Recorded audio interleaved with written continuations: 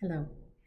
Today we're continuing with the reading of Head, Hands, and Feet by Robert Street, and this is chapter 4, Head, Hands, and Feet in Confusion. If the revelation that there was a traitor in the camp wasn't shocking enough, Jesus now confirmed the disciples' worst fears. The time had arrived for him to leave them. Jesus was going to die at the hands of those who saw him as an enemy.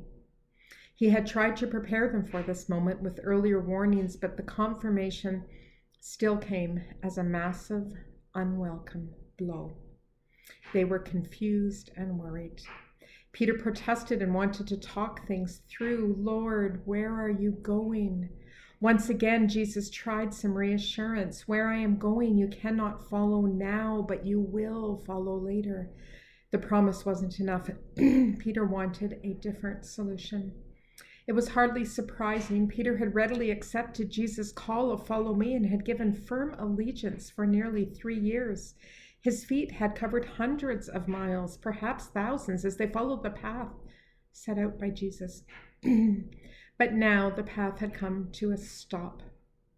Jesus was leaving them. They couldn't go with him. He said so.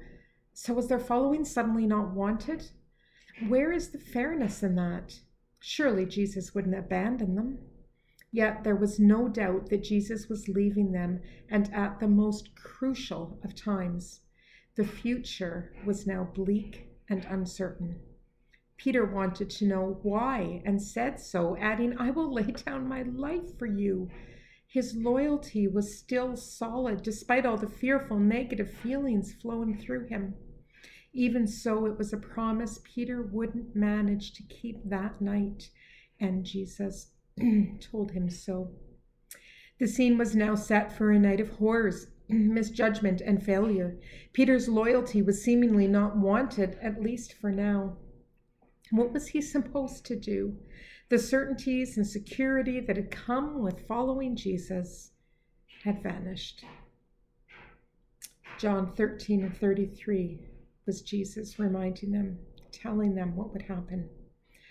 My children, I will be with you only a little longer. You will look for me, and just as I told the Jews, so I tell you, where I am going, you cannot come. His wholehearted embracing of the washing Jesus had given him, His wholehearted embracing of the washing that Jesus had given him seemed a distant, irrelevant memory. What was the point? In retrospect, it seems likely that Peter, with the other disciples, was the first among countless followers through the centuries to have their clear, uncomplicated dedication to Jesus challenged by a sudden turning of events. He hadn't read the signs nor dared to embrace them when Jesus had taught the realities of discipleship and the nature of his lordship. History shows that Peter isn't the only follower to make the mistake of closing his eyes to the servant nature of Jesus or to the same pathway for his followers. For now, the feet that set off on a journey of discipleship from the shores of Galilee seemed not to be needed, and the vow that the hands that would fight to the death for him was dismissed by Jesus. Peter's head was in turmoil, to say nothing of his heart. The challenges of the next few hours were beyond Peter's resources and understanding, but they would help him see himself in a truer, fuller light. A subsequent post-resurrection meeting with Jesus would give opportunity for honest assessment and a thorough recalculation of who he was. Placed in context, the unwelcome events of that terrible night can be seen to have played a critical part in making him the wise, caring, strong leader he eventually became. The Bible readings are from John 13, verses 33 to 38, and Matthew 4, 18 to 22.